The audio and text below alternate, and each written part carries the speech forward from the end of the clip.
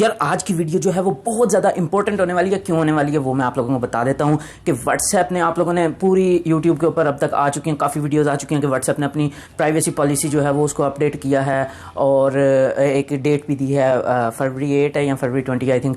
उस वक्त तक जब तक आप लोग अपनी व्हाट्सएप को, अगर आप इसको एक पॉपअप आता है, इसको आप एग्री नहीं करेंगे तो आपकी व्हाट्सएप बंद हो जाएगी। इस तारीख तक आपके पास टाइम है।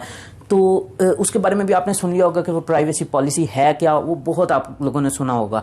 लेकिन ये प्राइवेसी पॉलिसी इन्होंने ऐसी क्यों बनाई, इसके बारे में मैं ये आप लोगों को इस वीडियो में बताने लगा हूं। तो गाइस, अगर आप लोगों को वीडियो पसंद है तो काइंडली इसको लाइक भी कर दीजिएगा और चैनल को भी सब्सक्राइब कर दीजिएगा। अब अगर एक छोटी सी शॉर्ट सी बात करें कि क्या है इस प्राइवेसी पॉलिसी में जिसको आप एग्री कर रहे हैं, तो उसके अंदर एक शॉर्ट लाइन में आप यूं कह सकते हैं कि आपकी लोकेशन, आपकी तस्वीरें, आपकी वीडियोज, आपकी चैट्स, आपके वॉइस नोट्स, आपकी एक एक चीज, इवन कि आप मोबाइल कौन सा यूज कर रहे हैं और आप कितने टाइम के लिए व्हाट्सएप यूज करते हैं, ये सब कुछ जो है वो व्हाट्सएप अपने पास कलेक्ट कर रहा है और उसको आगे फेसबुक को दे रहा है। तो अब बात करते हैं शुरू से कि ये ऐसा हुआ क्यों, ऐसा व्हाट्सएप को क्यों करना पड़ा। फिर इसके बाद मैं आप लोगों को ये भी बताऊंगा कि क्या व्हाट्सएप यूज करना सेफ है, नहीं है, इसके फायदे क्या है, नुकसान क्या है, iOS यूजर्स, आईफोन यूजर्स इससे सेफ हैं या एंड्रॉइड यूजर्स इससे सेफ हैं।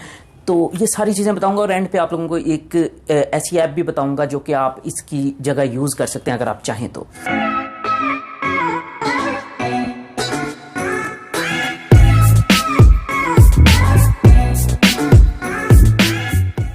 तो गाइज, वीडियो शुरू करने के लिए हम बात शुरू करते हैं स्टार्ट से। जब एप्पल ने अपना iOS 14 रिलीज़ किया इस साल, आईफोन 12 सीरीज़ के साथ वो रिलीज़ हुआ था, तो उसके आने के बाद अब वो जो है वो काफ़ी ज़्यादा डिवाइसेस, जो सारी की सारी डिवाइसेस iOS 13 पे थी, 6S से लेके और SE जो फर्स्ट जनरेशन था उससे लेके अभी तक की 12 Pro Max तक, सारी जनरेशन के ऊपर आपको iOS 14 देखने को मिला है। उस वक्त ये कहानी शुरू हुई। अब इसका मेन रीज़न क्या था कि आपको पता है एप्पल जो है वो अपनी प्राइवेसी, खासतौर पे अपने जो कस्टमर्स हैं उनकी प्राइवेसी के ऊपर बहुत ज़्यादा तवज्जो देता है। तो उन्होंने एक फीचर इंट्रोड्यूस करवाया जिसका नाम था ट्रैकिंग, अलाउड ट्रैकिंग। अब इसके अंदर क्या होता है कि कोई भी ऐप अगर आपको ट्रैक करने की कोशिश कर रही है तो आईफोन अगर आप यूज़ करते हैं और iOS 14 है आपके पास, तो वो आपसे परमिशन मांगेगी, वो ऐप को परमिशन मांगनी पड़ेगी कि हम आपको ट्रैक करना चाहते हैं। आप अलाउ ट्रैकिंग करेंगे तो वो ट्रैक कर सकेगी, अदरवाइज वो आपको ट्रैक नहीं कर सकेगी। अब फेसबुक की जहां से बात आ जाए, अब फेसबुक एक वाहिद वो प्लेटफॉर्म है जिसका टोटल दारोमदारी आपके उसके ऊपर है कि आप उसको ट्रैक करने दें, वो आपको एड्स दिखाए, एड्स से उनका रेवेन्यू जनरेट होता है। तो वो टोटल डिपेंड ही इस चीज़ पे कर रही थी।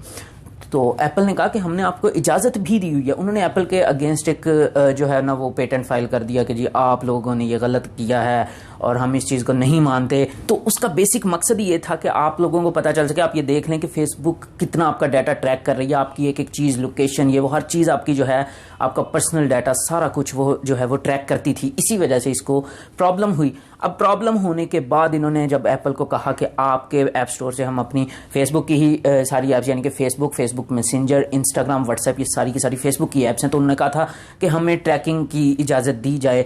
तो एप्पल ने कहा था कि कस्टमर्स चाहें तो अलाउ कर सकते हैं, लेकिन फेसबुक को पता था कि जब इस तरह का पॉपअप आगे आएगा तो ज़्यादातर कस्टमर्स इसको अलाउ नहीं करेंगे। तो इस वजह से अब इन दोनों के दरमियान जो है वो थोड़ी सी लड़ाई शुरू हो गई। जब एप्पल ने मना कर दिया हर चीज़ से कि हम इसको ट्रैकिंग को अलाउ नहीं करेंगे बाय डिफ़ॉल्ट, तो आपको इजाज़त मांगनी ही पड़ेगी। तो फेसबुक ने अब क्या किया है कि फेसबुक ने कहा जी ठीक है, अब एप्पल ने जो कुछ कहा था, जो कुछ उसकी टर्म्स एंड कंडीशंस थी, हम उसके साथ कंप्लाई करते हैं, हम उसके साथ ओके हैं।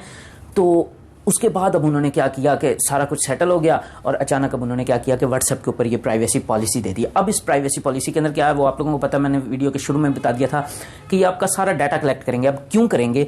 वो इसलिए करेंगे कि ये आपका सारा डाटा कलेक्ट करके फेसबुक को देंगे। ठीक है, फेसबुक को जाएगा ये डाटा और उसके बाद फेसबुक पे, इंस्टाग्राम पे, जिधर भी जो भी चीज़ें आप यूज़ करते हैं उनके ऊपर आपको पर्सनलाइज्ड एड्स दिखाई जाएंगी बेस्ड ऑन योर इंटरेस्ट, कि आप लोग क्या चीज़ सर्च करते हैं, किस बारे में व्हाट्सएप पे बात करते हैं, आपकी लोकेशन क्या है, आप किस तरह की चीज़ें पसंद करते हैं, सारा डाटा जब इकट्ठा हो जाएगा तो उस बेस्ड पे आपको ऐसी एड्स दिखाई जाएंगी जो आपके लिए आपको अट्रैक्ट करेंगी, आप उन एड्स को यानी कि क्लिक करेंगे। तो ये है सारी कहानी इस सारी चीज़ के पीछे। अब ये बात कर लेते हैं कि ये जो चीज़ है ये आपके लिए किस तरह से यानी कि कितना हद तक आपको इसका नुकसान हो सकता है। अब इसका नुकसान का आप अंदाज़ा इधर से लगा सकते हैं। फेसबुक के खिलाफ पहले भी काफ़ी सारे इस तरह के एक्शंस हो चुके हैं डाटा ब्रीच के लिए, डाटा कलेक्शन के लिए। तो अब फेसबुक जो है, अब ये आप लोगों के ऊपर डिपेंड करता है कि आप लोगों को इसका नुकसान किस हद तक होता है। वैसे मेरे ख्याल से आप लोगों को इस ऐप को यूज़ करना छोड़ देना चाहिए। और जहाँ तक एंड्रॉयड और iOS यूज़र्स की बात है, तो भाई एंड्रॉयड यूज़र्स भी इससे उतना ही इफेक्ट होंगे जितने iOS यूज़र्स होंगे। iOS यूज़र्स, आईफोन यूज़र्स इससे किसी भी तौर पर प्रोटेक्टेड नहीं हैं, क्योंकि आप खुद इसको एग्री कर रहे हैं। और अगर आप एग्री नहीं करते जो इन्होंने डेट दी है उससे पहले, तो आप लोगों का अकाउंट व्हाट्सएप का वैसे ही बंद हो जाएगा। तो अब आप ये देख लें कि व्हाट्सएप जो है वो सबसे बड़ा प्लेटफॉर्म है चैटिंग का या पिक्चर्स वीडियो शेयर करने का। ये इस तरह की अपनी कैटेगरी की सोशल ऐप्स में सबसे बड़ा प्लेटफॉर्म है।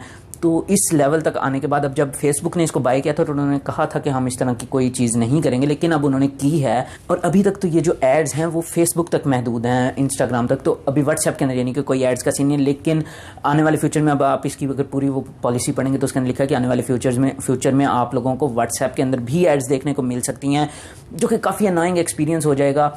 तो लेकिन इतना ज़्यादा अनोइंग नहीं होगा, लेकिन फिर भी ये आपको इफ़ेक्ट करेगा। तो अगर ये सारी चीज़ें हम देखें और हम इस सारी चीज़ों से, इन ट्रैकिंग से बचना चाहते हैं, तो मेरे हिसाब से इस वक्त व्हाट्सएप की बेस्ट जो अल्टरनेटिव ऐप है वो है टेलीग्राम के नाम से। टेलीग्राम अगर आप यूज़ कर लेते हैं तो वो उसके अंदर और भी काफ़ी सारे फ़ायदे हैं व्हाट्सएप से हट के। ये जो यानी कि ट्रैकिंग वगैरह के इससे हट के भी आपको काफ़ी फ़ायदे हैं। प्राइवेसी ख़ास तौर पे उसके अंदर उनकी टॉप प्रायोरिटी है।